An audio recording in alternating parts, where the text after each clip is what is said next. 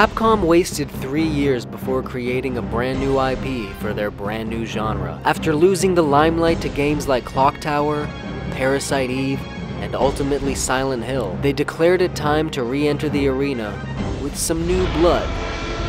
Wisely, they commissioned Godfather Shinji Mikami to begin work on the next big horror game. And while that status would be claimed by Konami's foray into the market, Shinji still had some tricks to treat us with, and he channeled that energy into this: Dino Crisis.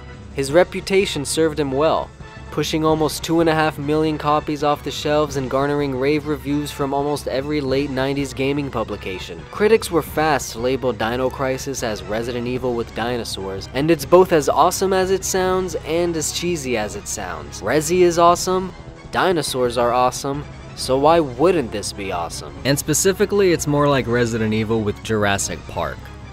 That is no hyperbole. The game has its issues, but it's still dope. And I'm warning you now, I'm only talking about the first game. The third one is a notoriously sucky Xbox exclusive of a PlayStation series. I don't do spin-offs. And the second one is kinda okay, but it's not survival horror. And these ain't the action-adventure files. These are the survival horror files. And this is Dino Crisis. And I can totally think up a scarier sequel than this shit. In fact, I did. I call it Dino Isis.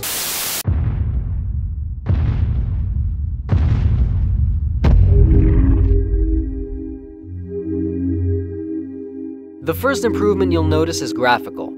Real-time, present-day, 3D, loading as we speak graphics.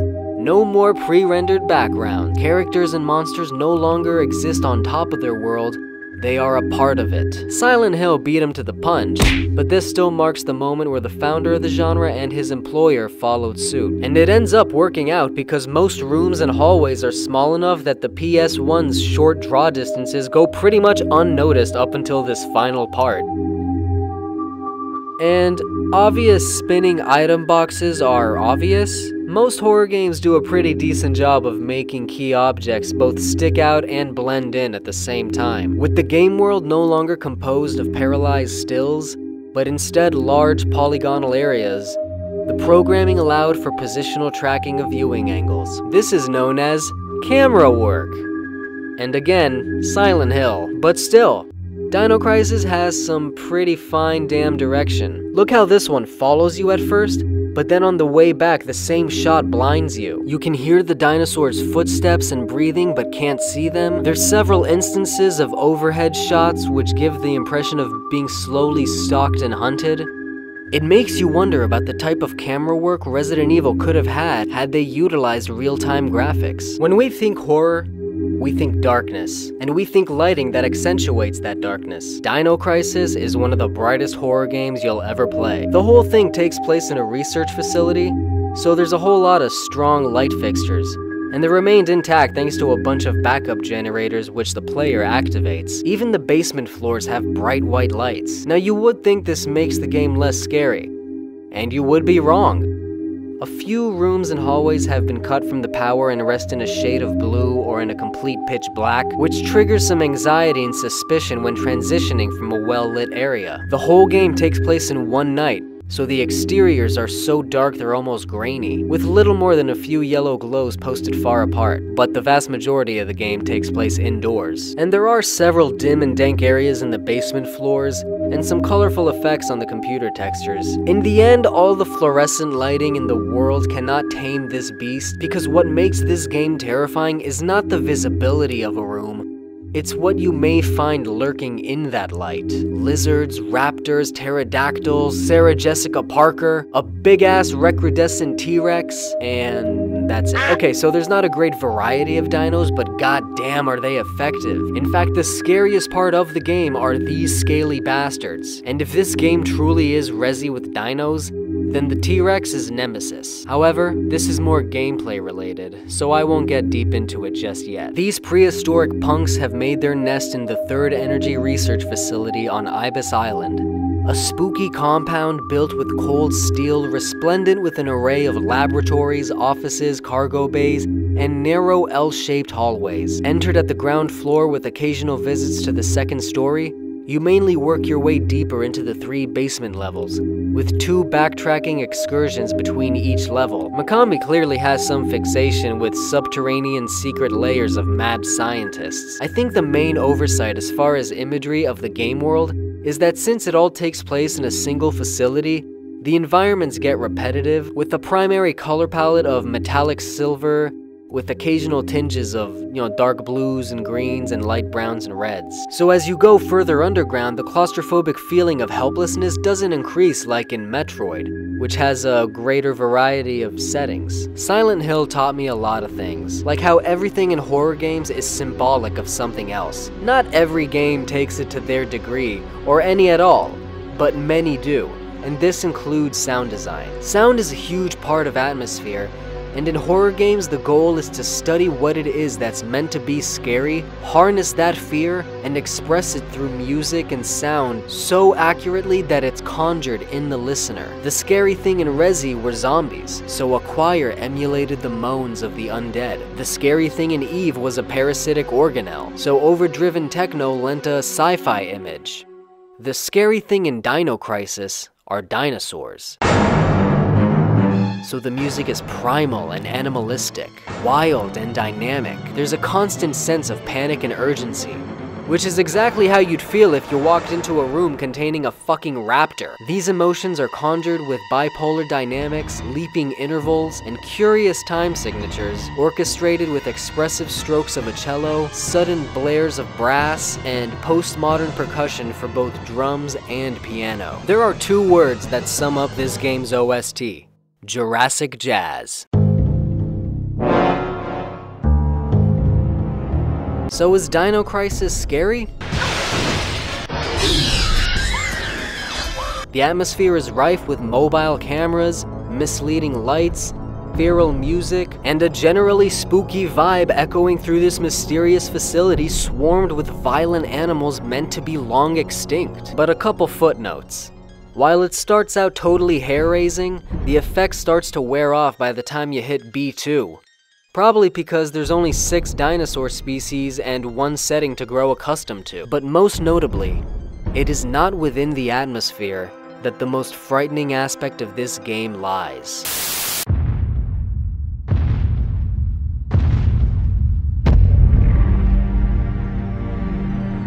By the time this game came out, survival horror was starting to find its stride. Controls are nearly identical to its generational brethren, so I won't bother complaining about the tank movement because it's a given.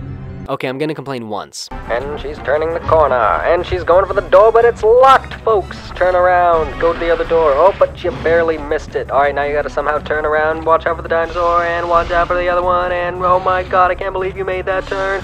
Not that door again, good! Good!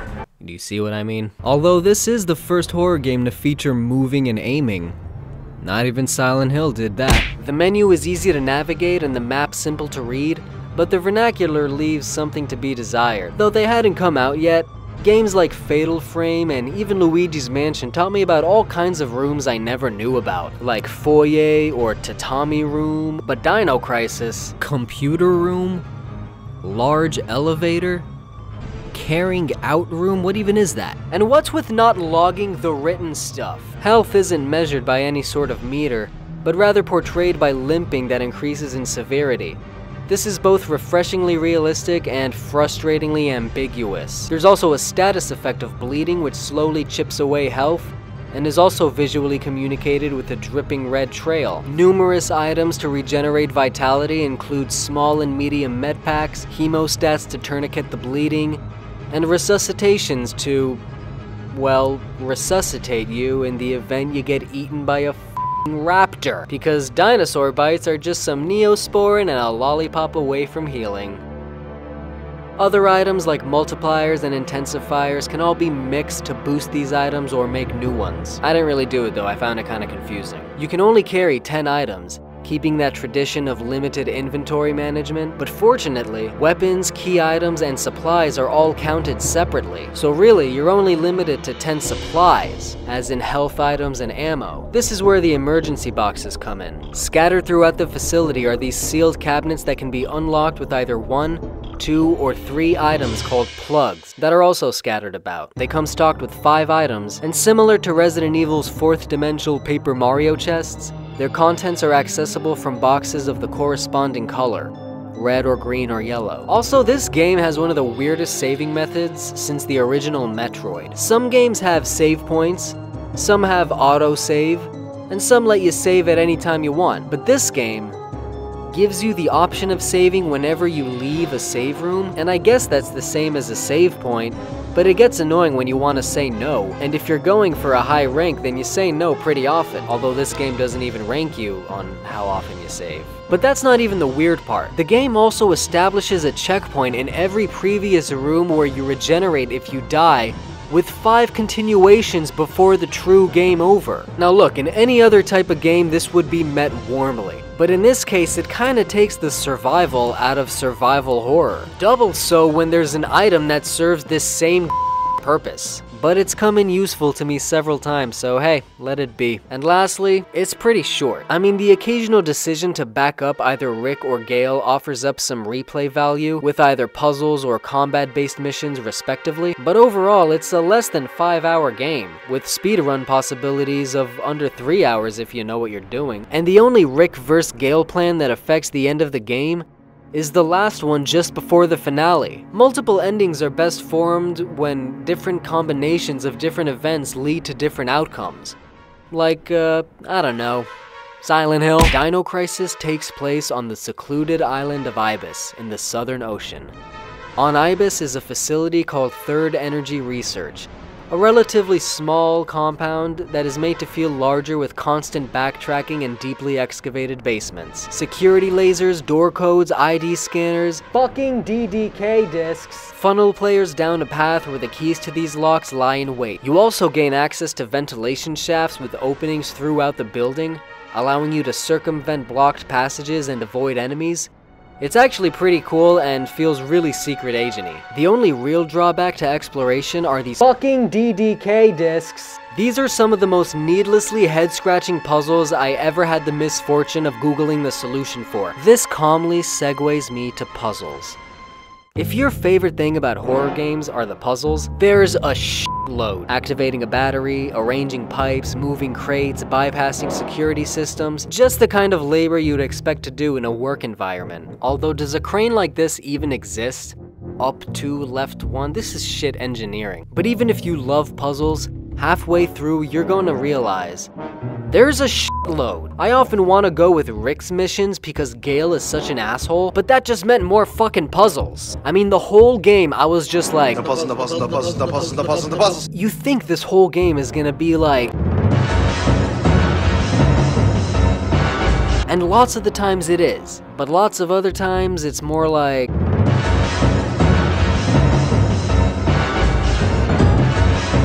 alright my friends, this is what we've waited for. The highlight of the game, the cause of the crisis, the dinosaurs. I often discuss scare-inducing gameplay at this point in the show, and as I mentioned before, the true horror in this game lies not in the atmosphere, but in combat, or rather the evasion of it. There is nothing in this game freakier than being trapped in a room with a raptor, or ambushed by a Tyrannosaurus boss battle. In those early days before survival horror became an umbrella term for horror-themed video games, the development team nicknamed this panic horror, to differentiate between the slow, creeping eeriness of Resi with the fast, visceral, reactionary terror of this game. Mikami described Resident Evil as funhouse horror, while Dino Crisis was more like riding a roller coaster. While the term never caught on, its relevance in the title that spawned it is clear as day. Unlike a horde of zombies, a single lizard is enough to send chills down your thumbs. Combat is, like many horror games, best avoided. There really isn't enough ammo to kill every single dino. You have a pistol, a shotgun, and a grenade launcher, which can all be upgraded by finding the attachments. They can shoot bullets or tranquilizers, which really only give you enough time to escape the room, unless you mix the right ingredients to craft a poisonous dart. And the time it takes for you to load up another shot versus the time it takes for a dino to recover from a shot is so disproportionate that it leads to some pretty cheap hits. The most notable trait of the whole game is the artificial intelligence composing their genetic code. The game was praised at the time of release for top-of-the-line AI. These ain't some copy-pasted zombie clones. Naturally, these ancient animals are faster, stronger, and smarter. They made twitchy lizard-like movements with their limbs, knock you down with their tails, smack weapons out of your hand. They had advanced behavioral patterns, repopulating cleared rooms, banging on the doors you went through, following you from one room into another, tracking your scent when bleeding. When you're not killing them, you're either just running past them or barricading them behind laser wire force fields. This tactic springs up a lot. It's an impressive feat considering most of these details about dinosaurs are unknown. Their animations were modeled after extant species like crocodiles and dogs, while the AI around modern wild carnivores like lions and tigers. In the end, it can be said both ways. This is good AI for PS1. This is good AI for PS1. Go! Twist them! No! Oh, god damn. Ah, you stupid fucking lizard. Yeah, you keep trying, man. Oh, come on, it's open now. Come on, keep trying. You can come on, you can make it. You can make it. Oh, you almost made it. Alright, that's it. I'm done. Lizard. What? Oh, you fucking...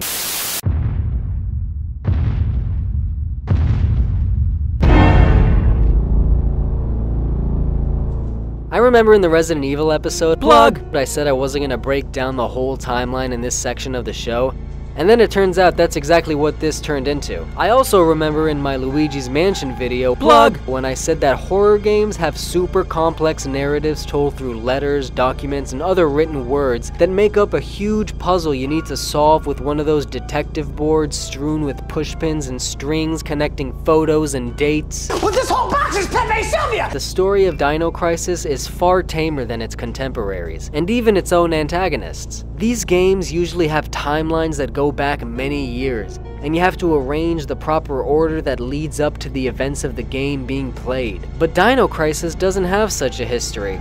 I don't have to start at 100 million years ago when dinosaurs were actually around. It's not a bad story. It's just simple, the easiest puzzle in the game.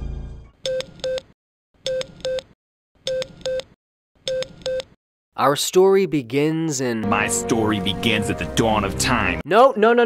Our story begins in 2002 with this guy, Dr. Edward Kirk, a scientist with a focus in energy. At the age of just 25, Kirk published his theory on third energy, the ultimate source of infinite clean energy produced from ions in the air. The report was praised by his peers and elevated him to a world-renowned authority in his field, along with a massive ego stroke that crowned him douche of the century. Soon he was approached for sponsorships to convert his theory into practice, and he accepted a deal with the US government on the presumption they had the deepest pockets to finance him. The military planned to use third energy as a weapon. Terror is evil. But that was of no concern to Kirk, who cared for absolutely nothing except his work. 4 years flew by.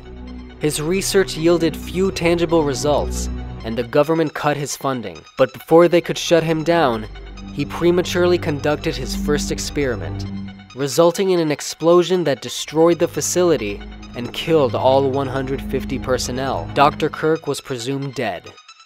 Bullshit! The truth is, he was approached by Colonel Clay of the Borginian government, a fictional country that also aimed to weaponize third energy. In exchange for his defection, they promised him a bottomless budget, so Kirk staged his own death and relocated to his shiny new facility on Ibis Island. Another 3 years pass, 2009 is the year the shit goes down. Significant progress was made on the first component of the generator which caused the accidental explosion, the initializer. However, the second component, the stabilizer, remains uncontrollable due to the level of modern technology, and Dr. Kirk descends further into his work-obsessed madness.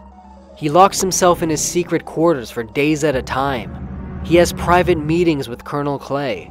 Working conditions have deteriorated. In March, a group of suspicious scientists quietly organize a mutiny, having lost their faith in the silver lining to the military's role in the project. In April, US surveillance intelligence detects strange activity on Ibis Island. They recruit Tom, an agent from a special ops division called Secret Operation Raid Team, to go undercover as a researcher. He found Dr. Kirk was alive and well. In July, the revolting scientists forge Kirk's ID and attempt to infiltrate his lab. Tom alerts his commanders that Kirk is indeed alive and leading a weapons project for a foreign government. The coup contemplates poisoning Kirk.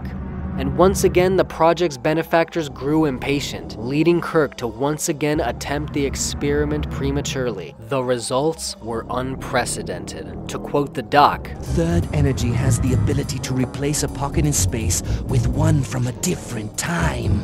this is how dinosaurs time traveled from the late Cretaceous period to Ibis Island in 2009. Vortexes appeared in and around the facility, which was immediately overwhelmed by the violent animals. Everyone, including Agent Tom and Colonel Clay, was either dead or dying, except Dr. Kirk, once again the sole survivor of his own deadly deed. The Dino Crisis has begun. The US receives Tom's message and immediately loses contact with him, and deploys a SORT team to apprehend Kirk, rescue survivors, and unbeknownst to all but one agent, seize the project data. Agents Regina, Rick, and Gale parachute to the island from a helicopter, but their comrade Cooper is blown off course and gobbled by a T-Rex. They enter the base to find the devoured corpses of scientists and security guards, and roaming packs of vicious dinosaurs. Putting two and two together, they rush their mission to request an early rescue. They receive a distress call on their radios, possibly from their comrade Tom. At the same time, they notice a mysterious figure in the underground monitor, possibly Dr. Kirk. Gale heads below but loses his trail, while Rick finds their gravely injured comrade, who ends up sacrificing himself. Digging deeper into the base and its purposes, Scooby and the gang eventually locate Kirk. Regina activates the antenna to call for an evac, because f***ing Cooper was the only one with a long-distance comm. Seconds away from escaping, the untimely T-Rex returns and destroys their helicopter. Kirk takes this opportunity to flee while the team retreats into the building. They end up in an elevator en route to the lowest floor. While hunting for Kirk and securing an escape route, they learn more about what happened and continue to fend off dinosaurs. A vortex blocks their route, so they infiltrate the main chamber housing the third energy generator. They corner Dr. Kirk in his secret lab and listen to him explain basically everything I've said so far. He reveals the only way to eliminate the vortex is to activate the generator, but this will also cause it to overload, leaving them a short time to escape. Regina does so, causing an earthquake in which Gale is crushed by a large air duct, allowing Kirk to escape again. God damn it! At this point, there are 3 different endings, each one featuring a final showdown with the T-Rex. Rick's plan is to forget Kirk and make a guaranteed escape via watercraft. Against Gale's wishes, they do, but the mission ends unresolved. Gale's plan is to arrest Kirk and then escape, but he dies from his wounds while the others make their getaway via watercraft. The third secret canonical ending involves choosing either one of their plans, but taking a detour through the central stairway to a secret helipad. In this scenario, all 4 characters come out alive, and Regina learns that the whole mission was a front to the government she worked for. Capturing Dr. Kirk was secondary to weaponizing the third energy. Back in US custody, the mad scientist was already negotiating another deal. Okay, so it's no Jurassic Park. I mean, I'll believe genetically cloned dinosaurs over time travel any day. This story isn't exactly complex, or groundbreaking, or even moving. But it's solid. There's lots of awesome little details, like the items are products made by the facility for frontline consumption. Each corpse was nearly treated as a character with ID numbers, fingerprints, and traceable communicators. I loved the scientist rebellion backstory, and when you learned that the body in that one room the whole time was Mike's. And I think the initializer and stabilizer are supposed to symbolize something. The plot feels like it wrapped up at the climax, and the last third of the game was all about the escape and felt kinda dragged out, even though it had several key moments like Kirk's confession and the island's destruction. And why did Gale not die when you arrive even later than the ending where he does die? And how many times can they milk that cliche dying man passing on a key item? Here. Take this. Here. Take this. Here. Regina, take this. The characters lack depth, they're pretty one-dimensional. And the voice acting makes me feel like I'm watching Married with Children. That's disgusting. And the music is so fucking loud during cutscenes that I can barely hear what they're saying. I want to thank you all for coming out here today. We got a serious situation down in the Bronx. Our friend needs to get a message to the short man in the hat. He needs to deliver this message before the construction site contracts are handed down. It's of vital importance that these matters be attended to, so we may have to bring in our friend from Yonkers. What? I say we may have to bring in our friend from Yonkers! So what's this story really supposed to be about? Well, you can instantly notice the kinship with Resident Evil. Amoral scientists, working for the military, weaponizing something that could otherwise be used for the good of mankind, just to have it blow up in their faces. The common thread I see connecting this seemingly diverse group of people is selfishness. The rival governments don't care about how weaponizing third energy will further spiral mankind into the cycle of warfare. They just care about coming out on top. Kirk doesn't care whether his research is used toward the benefit or detriment of mankind. He just cares about his life's work. Gale doesn't care to question the ethical issues of his mission. He's just following orders. Nazi. Even Rick doesn't care about much except getting out alive, and that leaves Regina. She never exposes her personal motives. She never even offers an opinion at the revelation of her mission. That's because Regina, like many video game protagonists, is you. I realized some time ago that, I'm not separate from nature just because I have a primate brain, an upper brain. Because underneath the primate brain, there's a mammalian brain. And beneath the mammalian brain, there's a reptilian brain. And it's those two lower brains that made the upper brain possible in the first place. Here's the way it works. The primate brain says, give peace a chance. The mammalian brain says, give peace a chance, but first let's kill this motherfucker. The reptilian brain says, let's just kill the motherfucker, go to the peace rally, and get laid. I get the feeling the question the story poses is something like this. Your scientists were so preoccupied with whether or not they could, they didn't stop to think if they should. And I think the answer is something like this. Stop being a fucking dinosaur and get a job.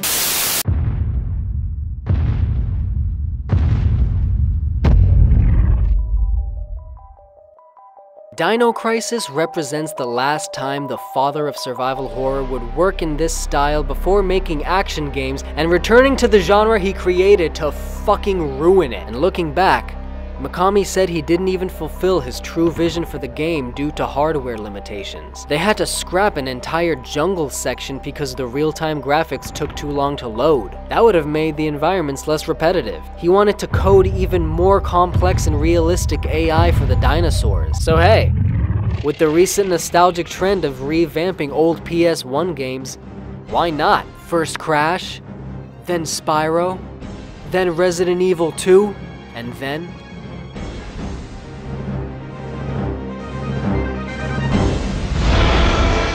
Dino Crisis. And then Silent Hill.